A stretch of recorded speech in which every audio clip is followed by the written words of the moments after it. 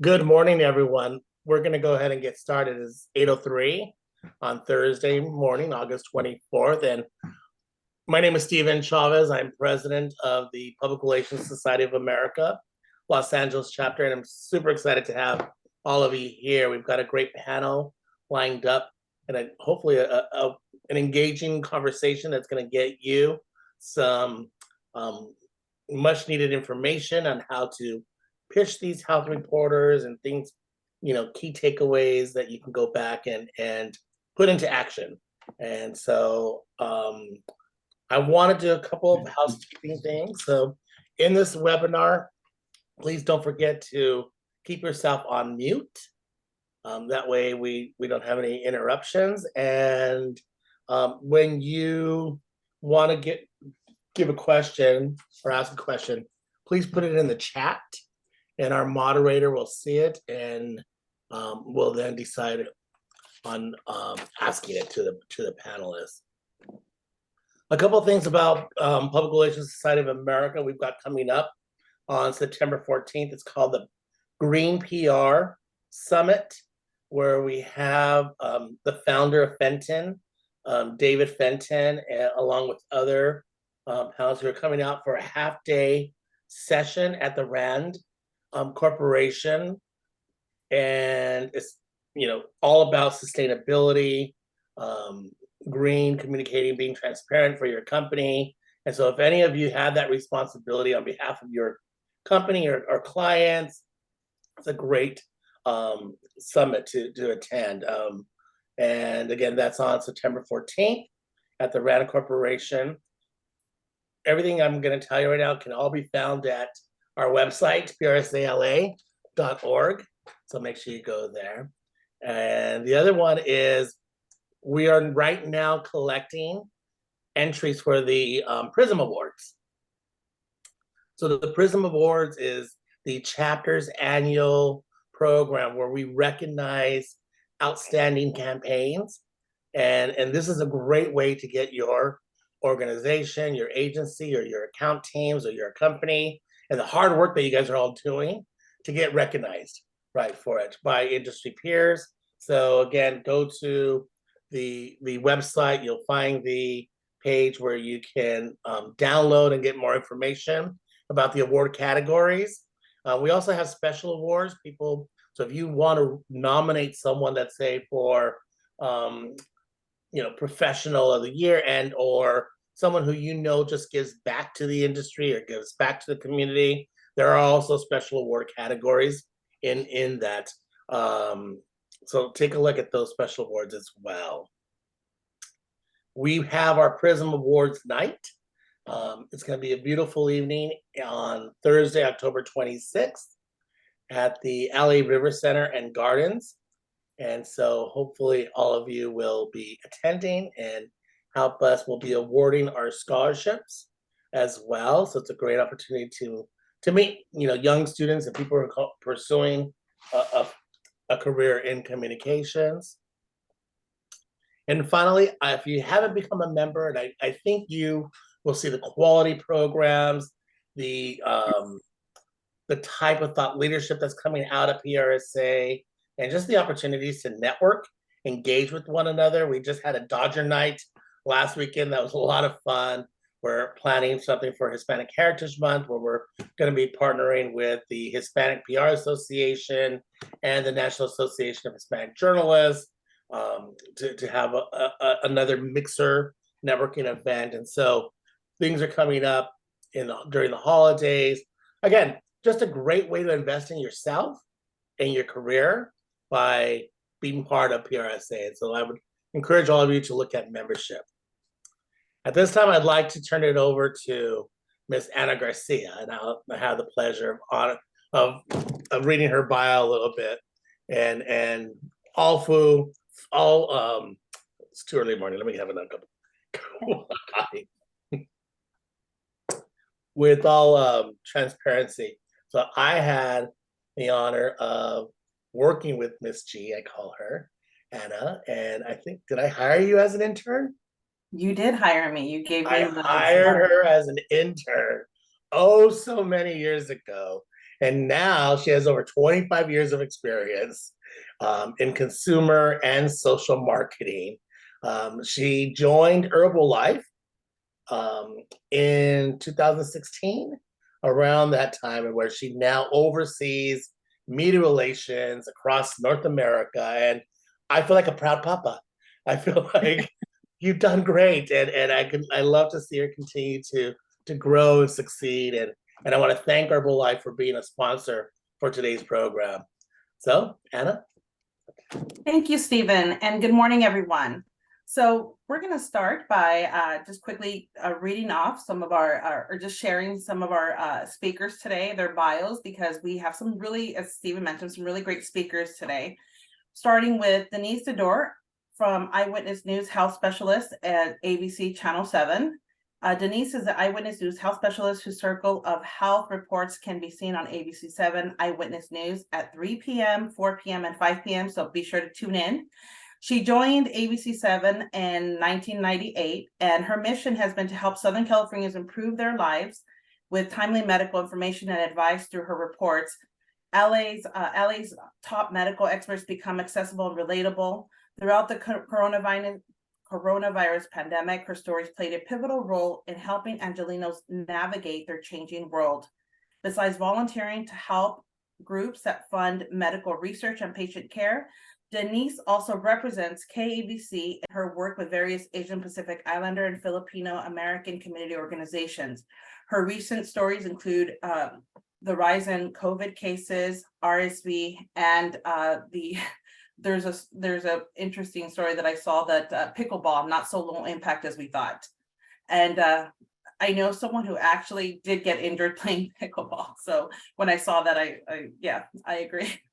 Then we have Kathleen Doheny, independent health journalist. Kathleen Doheny is a Los Angeles-based independent journalist specializing in health, behavior, fitness, and lifestyle stories. She reports for WebMD, Medscape, MD Edge, Psychom.net, Practical Pain Management, Senior Planet affiliated with AARP. Her recent coverage includes Is Hopefulness the Key to Better Mental Health and Physical Health for WebMD. So welcome, Kathleen. And we have Robert Garova, mental health reporter for LAist. He reports on mental health and tells their stories through the people struggling with their own mental health issues and those trying to get care for a loved one. He also reported on the wildfires in California, the White Mountains of New Hampshire, the writer strike, and the recent hurricane. So thank you for being with us today. So we're going to kick off our morning session with a question for Denise. Denise, what are the top health issues that you are currently covering?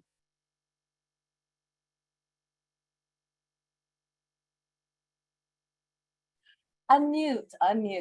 Good morning, Anna. Good morning, everyone. I am all over the board right now. I mean, during the 3 years of COVID, it was just COVID, and then post-COVID and long-term COVID and vaccine COVID. But now we've opened it up and we're back to doing our general reporting. We do everything.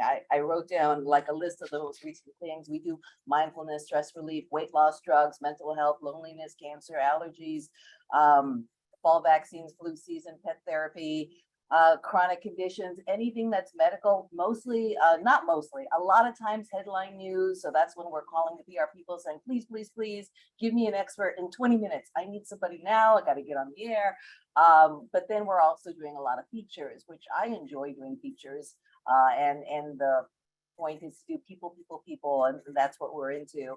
We don't really do a lot of fitness stories. I'm not really into fitness crazes. If there's one that's really visual, we may do it.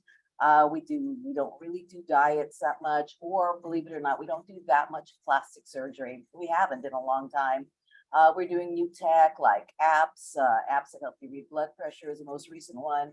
I don't really like to do summer holiday gift guides or summer gift guides. Those kinds of list stories we don't really do, and we do a lot of studies. So if there is any studies that are in the news and you picked up on it in a recent journal and you are able to get an expert and a patient or a person who is a subject for that type of topic, then we would be open to that. let me take myself off mute. Thank you, Denise. Thank you. It's really great. Let's see. And the next question that we have is for Kathleen. What areas in health do you feel still lack information where it would be beneficial to collaborate more with PR professionals? As Denise just mentioned, we always need patients, people that tell the story. That, for me anyway, at least lately, has been the hardest part. Not so much for the COVID stories, but now, as Denise says, I agree, we're moving out of the COVID stories. I don't know how many COVID stories I did across the board, but a lot. So it's nice to move on, but we always need patients to tell the story. And the doctors will, at least for me, always give you the HIPAA stuff. So if a PR person can find a patient, like, I mean, that's one of the hardest parts. The other thing I'd like is kind of more background chatter from like the health experts you represent. Like, what are they saying kind of behind the scenes? Like, what are the trends, that kind of thing? Not that we're going to quote you or anything, but what are they really talking about? What do patients come in and ask them about every day? That would be the genesis for a good story idea list. Thank you, Kathleen. Thank you for that insight. Robert, how can PR pros, and I think this will be relevant to our panel, all of our panelists, how can PR pros who don't already have a relationship with you break through the noise and get on your radar? As we know, a lot has changed in after the pandemic in regards to journalists working from home, not as accessible from in the office. I remember, I'm going to age myself, but when we used to do media drops, it was a different experience. We were able to walk to the studios or walk up to wherever your office and drop it off. And now it's hard to even get through to the security guard. So how can we begin to develop that relationship with you as PR professionals? Yeah, I mean, I would agree with Kathleen that anything that can really get personal in any sort of pitch is always helpful. I mean, I think about one that I got maybe a month or so ago from someone I've worked with before, and you know, he mentioned someone a mother who was doing, I think, some sort of postpartum group for people, and it was like through the hospital, but it was also very much this mom who had you know, started up this thing herself.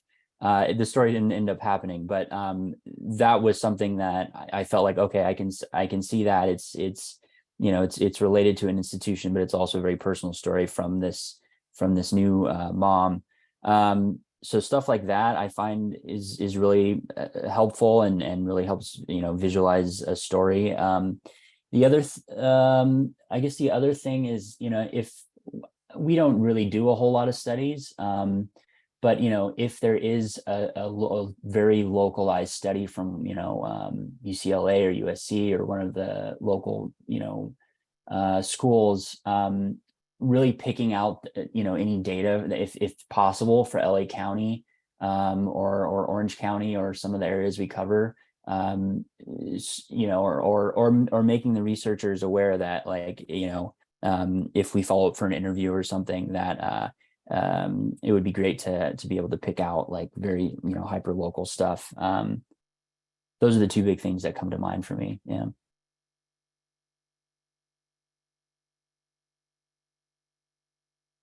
So any other tips from our panelists in regards to how a PR professional could develop a relationship with you if we don't have one already? I have to say, I eventually read emails. I mean, I at least read the subject line before deleting or responding. So I do read them because a lot of story ideas come to me that way.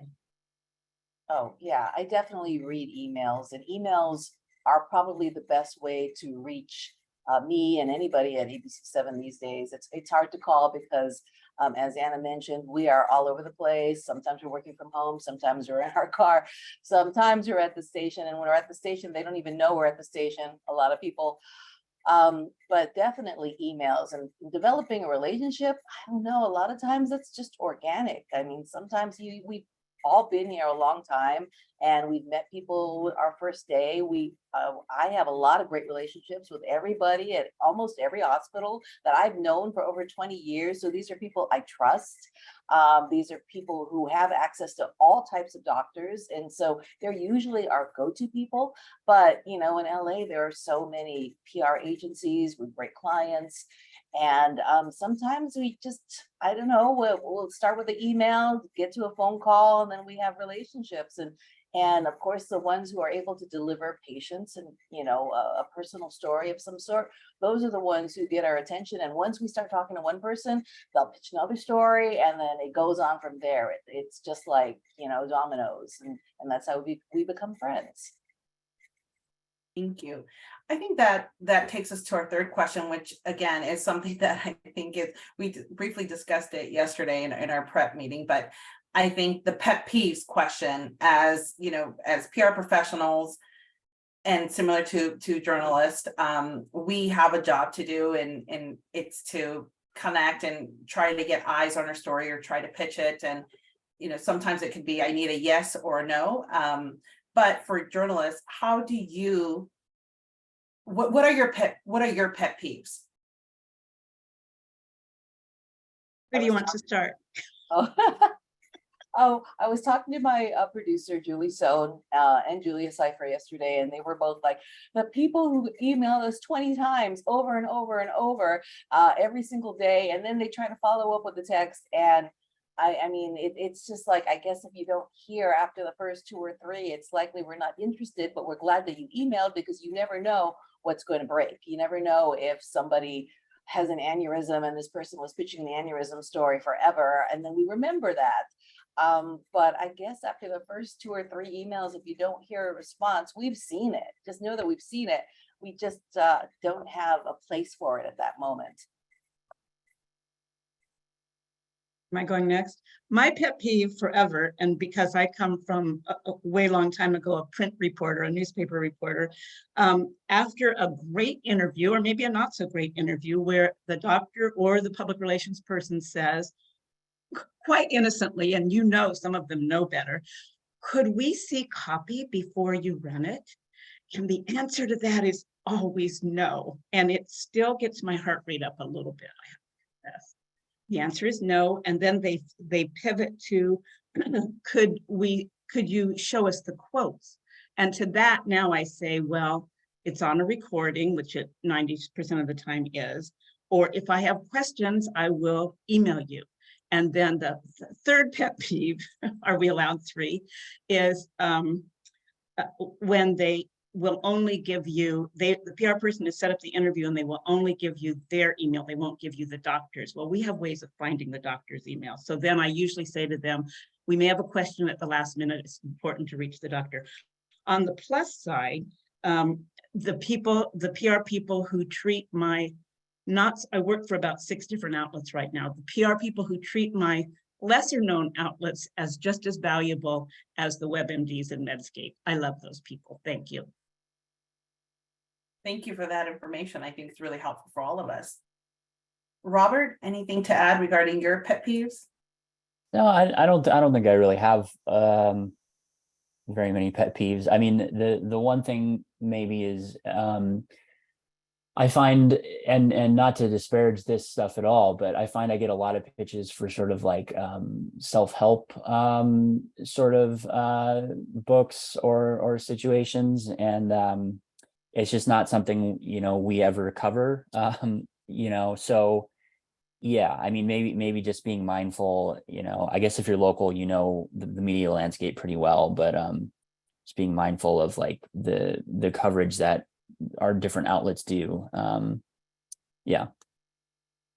So essentially knowing the outlet that you're pitching, making sure that whatever it is that you're pitching aligns with what they're covering. Yeah. Right? I mean, if we're not doing one-on-one interviews for every, new book about, however great and personal the story may be, but, some sort of self-published situation on Amazon or something, then it's probably likely that we're not going to do the one that you pitch, but yeah.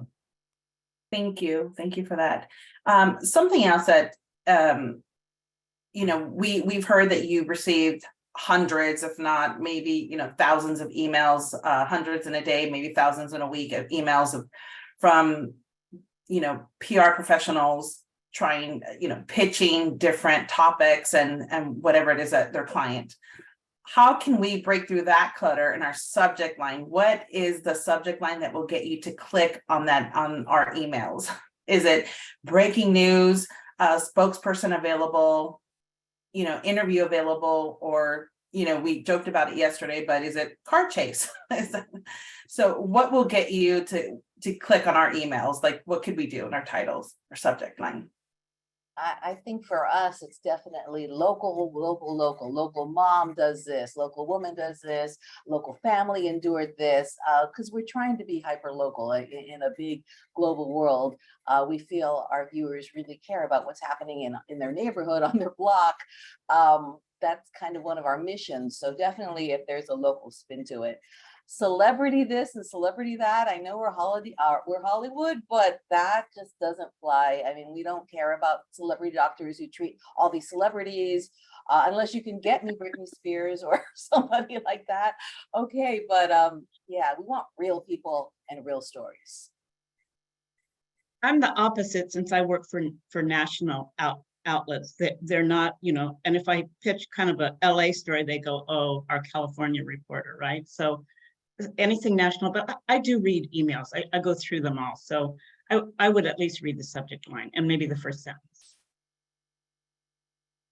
Thank you for that information. It's good to know. I'll be emailing all of you today. And testing that theory out. So question, and I think it's something, we mentioned this and some of your responses, but how has the media landscape changed since the pandemic with regards to staffing and what gets coverage? Staffing, even at a huge station like us, it's skeleton crew almost every day.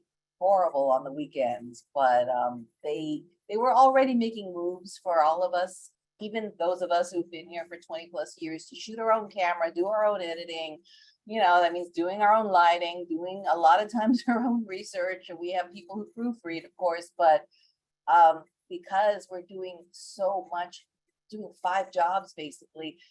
I mean, for me, I used to do 2 stories a day. That'd be 10 stories a week. So you do the math. I mean, that's over 500 stories a year.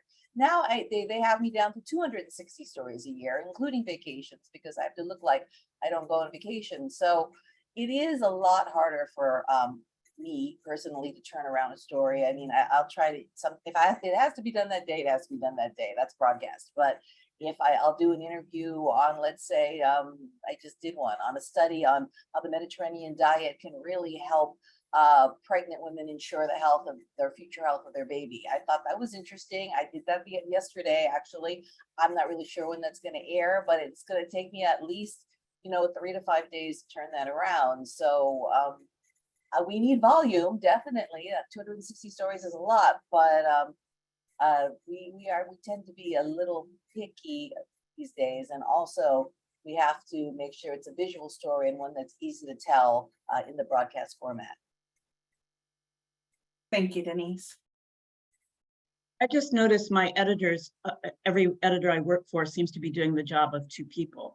So that affects, and it affects, how it doesn't usually affect how quickly they get back to you because they really need stories now.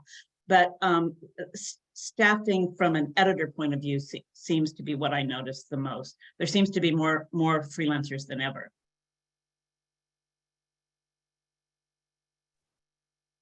Robert, anything to add? Yeah, I would agree with everything Denise and Kathleen said. Yeah, I mean, I feel like everybody, a good amount of people at my station are now, we may have quote unquote beats, but we're very much general assignment. Our newsroom is, an all hands on deck sort of situation when it comes to things like, Hillary or, the horrible shooting that's sort of developing right now out of Orange County. I mean, we're all sort of, maybe not me this morning, but everybody's got a hand in that. So yeah, I mean, I guess just being mindful of that, and like, you know, the mental health coverage is something I very much care about. I think there's a lot of triage going on as far as coverage. I mean, for me personally, I very much try to focus on mental health pitches that are, you know, centered around sort of the worst of the situation right now. And for me, that's always, you know, crisis of care around severe mental illness, things like schizophrenia. So, yeah, I mean, I guess that's a fairly personal reaction, but I feel like there's a lot of triage going on for me and for a lot of people I work with. So. Thank you. And I have to ask this from all my experiences from speaking to other PR professionals, how hard is it now to get you to come out to an event or a groundbreaking, for example, that somebody might have, being that you're short staffed now?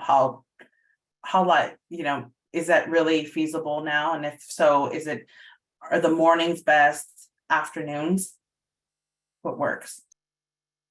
I recently had to deal with that issue. A good friend of mine who does PR at Adventist said, well, he actually just got a new job and he was really hoping that we would cover the opening of his new breast cancer center. And it was like, we don't really do grand openings of breast cancer centers or dentist offices or anything like that. But I just said, I really need topics. I mean, if you have some doctors who are working on new research, that kind of thing, you have a bunch of patients coming to this. So that was attractive to me. So he was able to come up with 3 different ideas. One was about delayed care and how impossible it is for women who get a mammogram with some kind of positive sign on it to get treatment. And they found a patient who was delayed 8 months for different reasons. And I thought that was interesting. And then some other treatments, breast cancer cryoablation, which is fairly new. And the third one was, intraoperative radiotherapy, which was like going ahead doing radiation right then and there during the surgery so that you don't have to go through weeks of radiation afterwards. And he was able to deliver 3 patients for each of those 3 topics. And we were at the breast cancer center opening as background, and it would be mentioned here and there as in background in the story. But I got 3 great people stories and 3 great new innovative breast cancer stories. And so it was a win-win. So, I mean, that's one way to do it, and it worked. I want that PR person's name, please. Give him the story, then he'll send it to me. I would go to an event if it was part of an assignment. And if it's a surgery I could watch, I would be there in a minute. One of my all-time favorite stories was watching open heart surgery start to finish and keeping track of who was on the team. So if it's part of an event, if it's like just go to lunch, that's not happening for me. Okay. Robert, anything to add? I'm sorry, I missed the latest question. I know we were kind of flowing there for a second. What was the? It was about events, like how likely are you to? Oh, right. Yeah. I love going to a place for a story. I mean, I don't want to be you know, making calls at home all the time. For me, I mean, the sort of groundbreakings that I've gone to recently have been you know, seeing facilities that the county is standing up to address mental illness. There was one I went to at Olive View recently, a brand new mental health center in Koreatown. You know, so yeah, I guess I love to go to places, and groundbreakings is always welcome. It would just have to be something very specifically mental health related, and maybe focusing on the more severe. Yeah, I think that's my answer. Yeah. Thank you for your responses. That's helpful. Okay, I have a question. Maricela, Christina, is it okay if I address one of the questions that's here on the chat? Okay, so this is from TN, and I'm looking closely because I have my readers on, so sorry about that. Should PR professionals reach out to reporters, producers, the general newsroom? Is there a preference on who to go to first? So whoever would like to take that question, feel free. I'm sure it would differ, it might differ for Denise and maybe Robert, but I'm freelance, so probably about 50% of the stories I do are my ideas and maybe 50% are my editors. So some of my editors get a little cranky if I pass out their name, so I'll take them. Thank you, Kathy.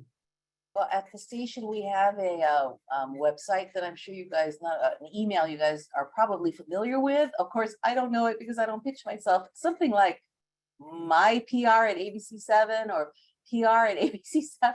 You guys probably know it and just put it in the chat. Everybody reads that. That gets a lot of eyes. The two people who I am in committee with when we're dealing with a lot of emails and story ideas are Julie Sohn, julie.sohn@abc7.com, and julia.c as in cat.cipher, SEIFER @abc.com. They said it was okay to put their emails on. We try to meet once a week with all the different pitches that we have. So those are two people. It's kind of hard for me I read emails, but it's kind of hard for me to respond because I'm shooting, I'm writing, I'm editing, I'm on deadline. I'm dealing with all kinds of intake of video. So those two would be good people to talk to, and they always get to me every single day. So it's PR@abc7.com. So I just shared that on.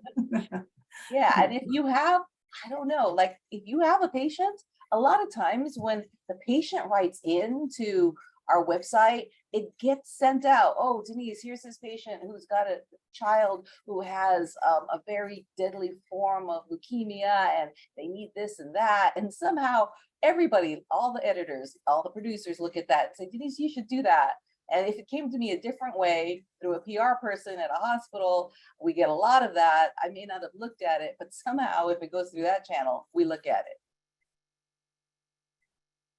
Thank you. Okay, so we have that PR@abc7.com that just was put up. Let's see. And I'll add them to the chat. thank you. Oh, actually, yes, that would be great. Thank you, Denise. Let's see. And I have a question from Gary. With all the health stories you're currently being pitched and are working on, what are the most interesting trends you are seeing?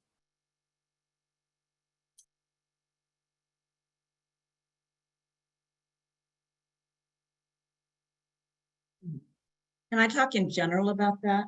Sure. I like stories, look back at some of the recent stories I did, ones that combine kind of helpful health information, as well as trends, as well as human interests. Like I came up with this idea when I heard during our recent heat wave a while back, all my friends complaining about the heat, and I'm kind of a heat person, bring it on.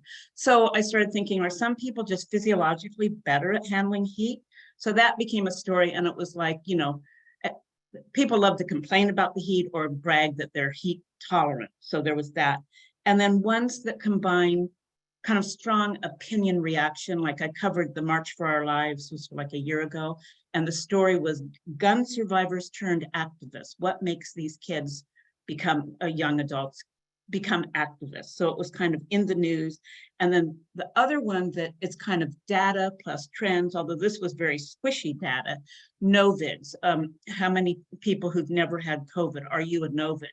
And people like to brag that they were a Novid, but the truth is nobody really knows how many people are Novids. And I personally think you should say, to the best of my knowledge, I'm a Novid. Anyway, those kind of things that would get people kind of talking, like, and get response when I post on Facebook. I'm looking, yes, I'm on assignment again. I'm looking for a Novid. It has to be somebody but I don't know, for objectivity. And then I get 20 friends who answer that they're a Novid. Anyway, those kind of stories, that's data, it's trends, it's helpful health information, and it's stuff that people will say, oh, that. Sorry, I'm also taking my own notes. So, you were talking about, there's a question that I'll address right now, but something that, before I forget, you were talking about how your stories and how you get them assigned, but something that PR professionals have access to is something called HARO. I don't know if you've heard of HARO, help a reporter out or quoted. And what it is many reporters, it can be from broadcast to print. Majority of the times it's print and online media that will put out the request looking for a specialist to cover, COVID, or, and they can be very specific to, the experts that they're looking at or story that they're working on and trying to find sources for this. How likely are you, do you use do you use any of those programs, or, and, do you rely on things like that, tools? I've never heard of HARO. That sounds great. If I need a patient, any type of patient, I could go on there and somebody could help me. That would be amazing. I mean, I know sometimes it comes along with a doctor and we're okay with that, but I'm gonna go look up HARO. I've heard of it, but you know what? That sounds like a great idea, because sometimes the simplest stories, like I've been looking for 3 days for a doctor who can talk about what he would tell a patient about how to reverse prediabetes. I have all the data, all the studies, all of this, and I've tried 3 people who've anyway, I'm going to go to HARO. Thank you. Robert, anything to add to that? I hadn't heard of it. Yeah, I guess it would just depend on the day. I feel like I have enough for stories that I do, I feel like I have enough contacts with some of the local schools and stuff, and experts on the mental health side. So I don't know that I would personally use it, but I'd love to check it out. Yeah. Well, thank you for that, because it's called Help a Reporter Out, and somebody asked about a link or anything, but that's the name, and it's HARO, HARO. But that's so. Thank you for sharing that, because it does take on our end, it's never guaranteed whether we're going to get a response from the journalist or whether you're going to use our expert. So it does take time on our end to put everything together to respond to your questions for those HARO. So it's great to know that, just how aware you are of it, because we tend to use that as a source for us to get our clients out there. So thank you.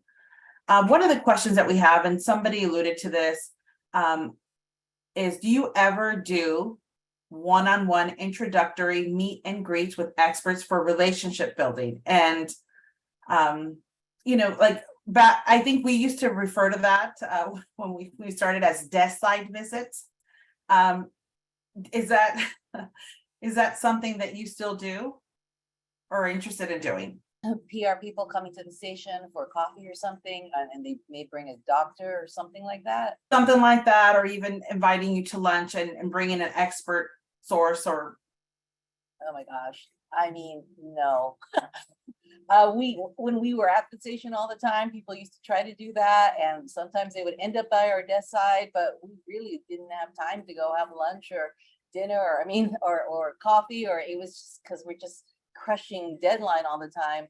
Yeah, that doesn't work for us at all. 90% of the time I say no, and lunch is always like impossible because you don't know when you're on a news deadline. But this week I did do one, and it was the International Association for Responsible Drinking, which sounds, but that's a real thing. But it was a former student of mine from back when I taught at UCLA Extension, so like years ago, and it was 20 minutes, and they could be a good source if you do an alcohol story, and it's an industry group, but they have scientists, so occasionally, yes. I mean, 15 or 20 minutes max. Yeah, I wish I could say maybe it's a COVID hangover thing, but yeah, I haven't done a whole lot of those recently.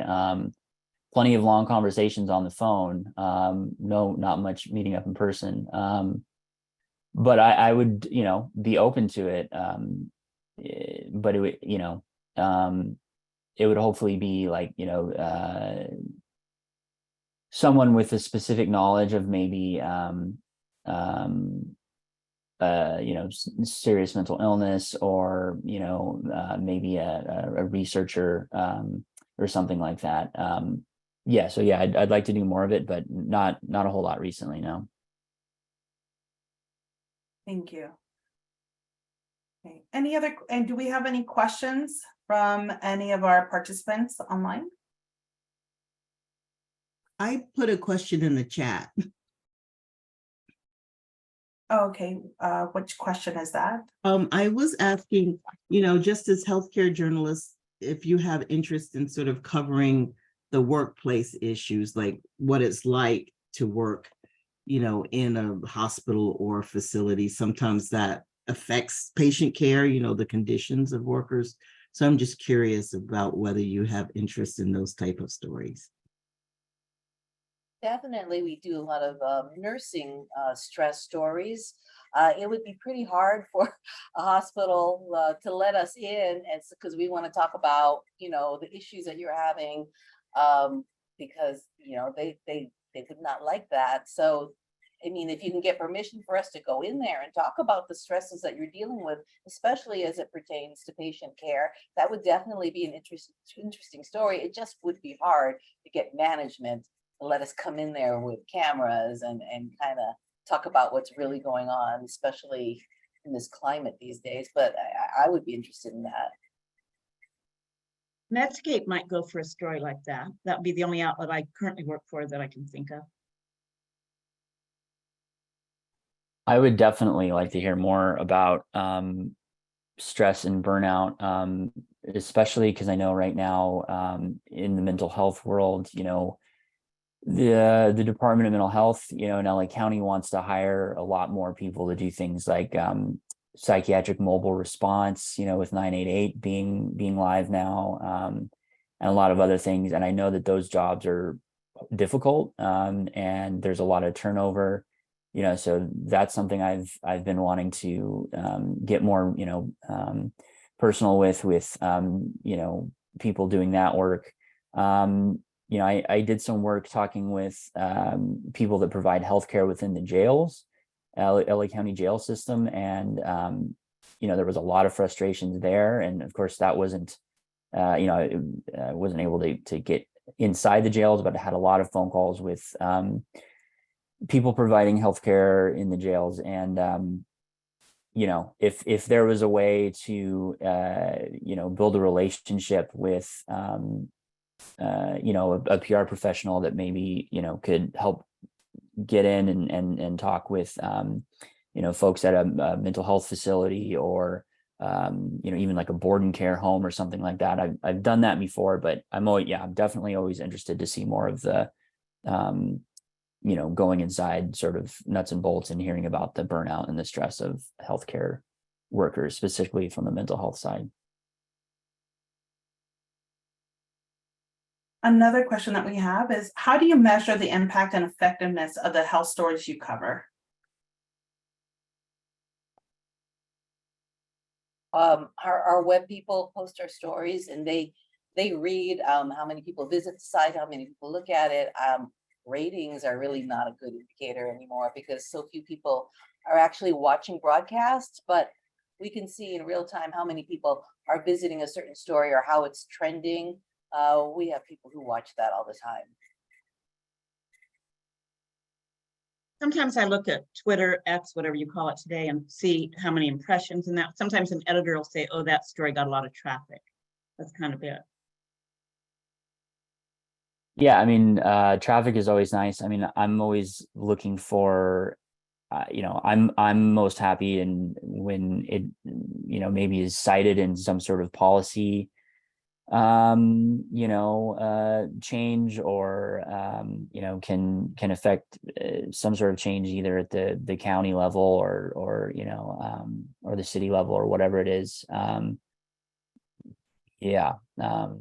a lot of healthcare stories are very policy related. So, if you can draw attention to something, it can have a big impact. So. Thank you.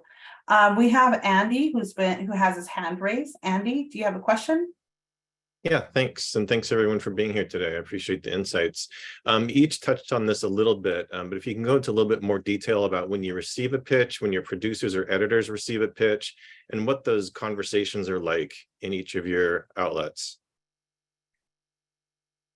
And if you prefer, I mean, you indicated, it sounds like you prefer to get direct pitches or through your staff that you coordinate with. But any insights about your conversations with editors and producers about if they get pitches, if you both get pitched, what that dynamic is like for you? We tend to get pitches throughout the station all the same. So a lot of times George Pinocchio will get a health story, I'll get an entertainment story, and we'll swap, that kind of thing.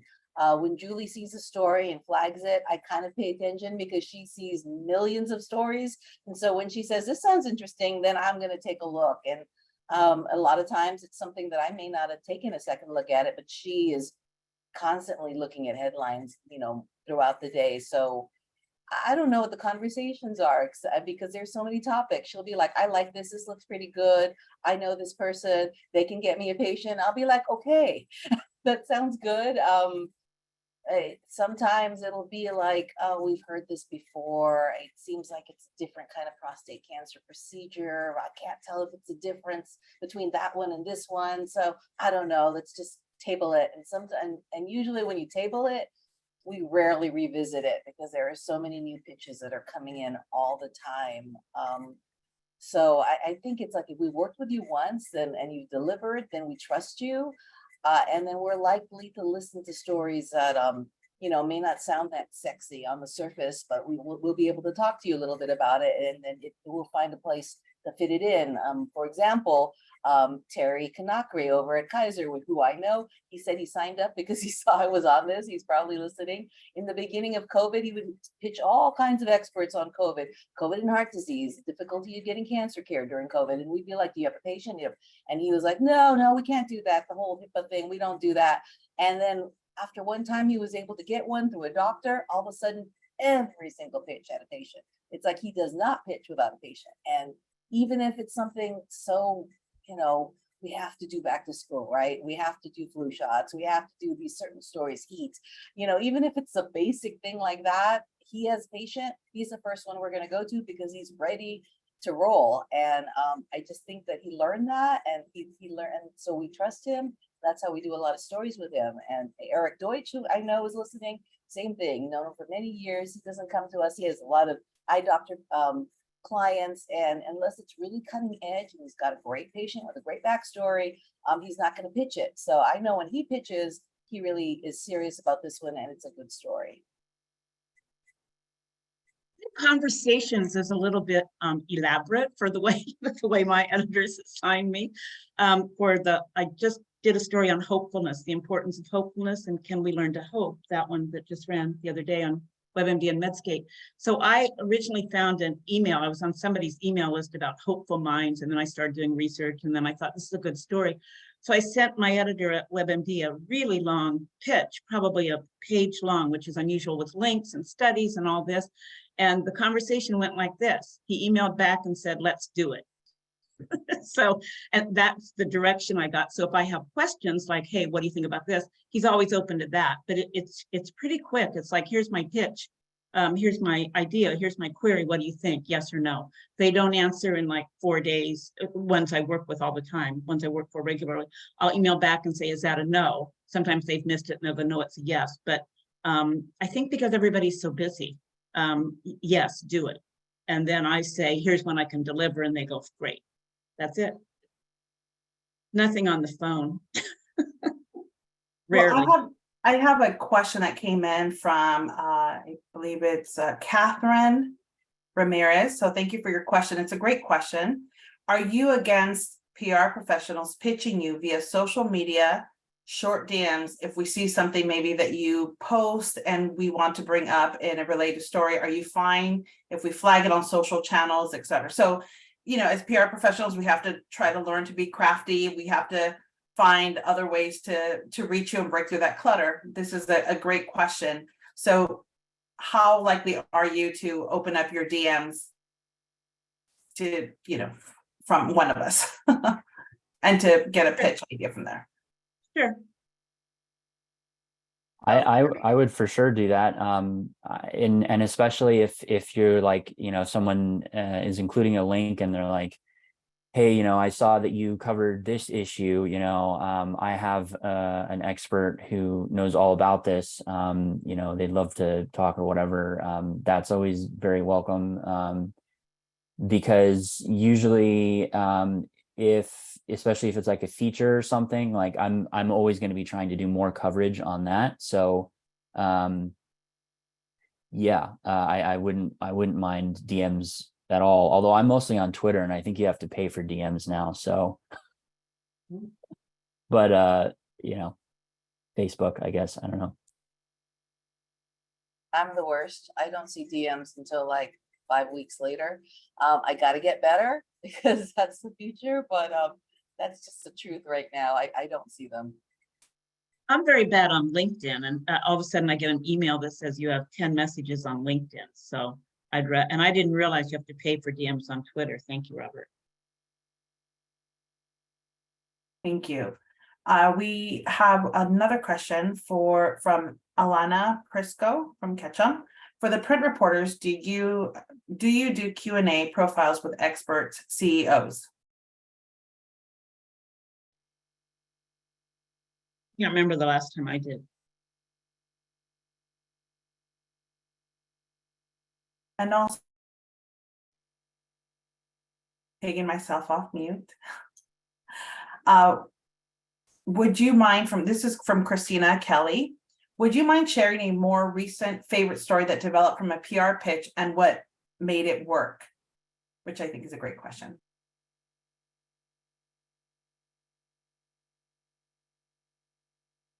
I think go ahead, Denise.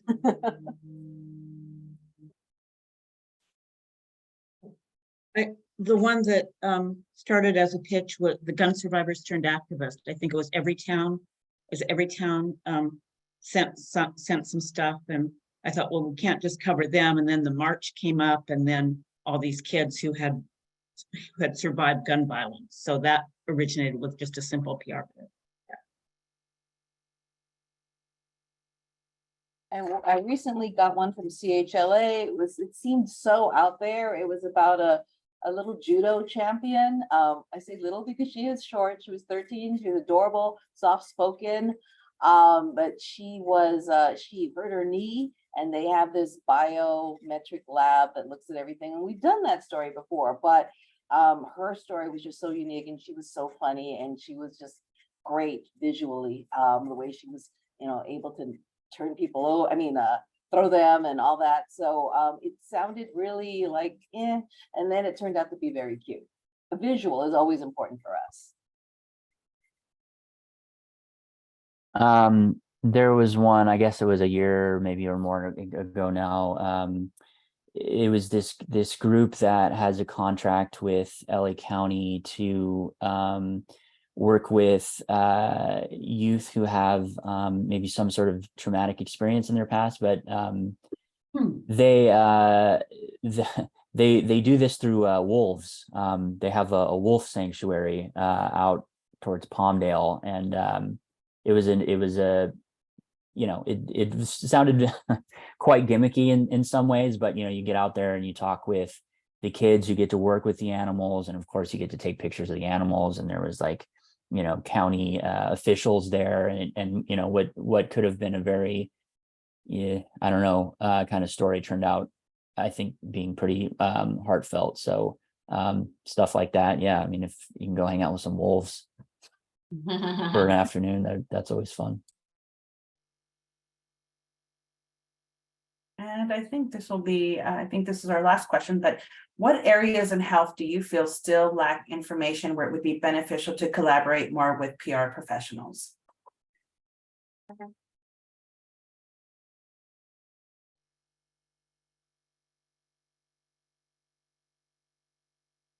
Any topics that you feel are health topics where you'd like to, cover more in depth if you had, an expert available? For me, it's always anybody that can help navigate the seemingly intractable mental health care system. Especially from, I keep saying it, but from the severe mental illness side, anybody who can help, point towards solutions or how that's working is always the biggest thing for me. Solution There's- stories are important. Oh, I'm sorry, Kathleen. No, go ahead. I was gonna say mental health, loneliness, suicide, also addiction. Those are difficult TV stories, but I mean, there's just so many aspects of that. If we humanize different aspects of that, I mean, I think I'm interested in that. So many people are interested in that. I agree. And I think like general websites that I work for in the past, probably past 5 or 10 years, have like more inclusion of mental health as part of health, which, I mean, it's long overdue, but I see more and more, willingness to cover not just, cancer screenings and this and that, but mental health and time out and all that stuff. Well, thank you so much. We covered a lot of questions. I know I definitely took notes. Make sure that we, provide pitch angles with the human interest, spokes, whether an expert or just a person in the community or who's being affected by this. Innovative story angles as well. Make sure that we have studies from reputable sources, schools, if it's hyperlocal, like one of the local universities, if possible. And, just make sure that it's a package story when we deliver it to you. Thank you so much for your time today. Maricela, Stephen, anything else from PRSA? No, just thank you for everyone for the great conversation, and be sure to visit our website, PRSA-LA.org, for future events that are coming up. Anna, you did a great job moderating. Do you want to give our emails out? We actually included them in the, Oh, Marty, did you include them in the chat? Yes, I did. I put them in the chat. Maybe. Okay, at 8:56 a.m. she did that. Just as you're looking at the Steven. timestamp. Thank you so much. I'll put it one more time. Thank you, Stephen. I have it. I'm about to copy it as well. Thank you, everyone. Screenshot. Thank you, everyone. Have a great day. Thanks, you too. you. Bye. Bye. Thank you.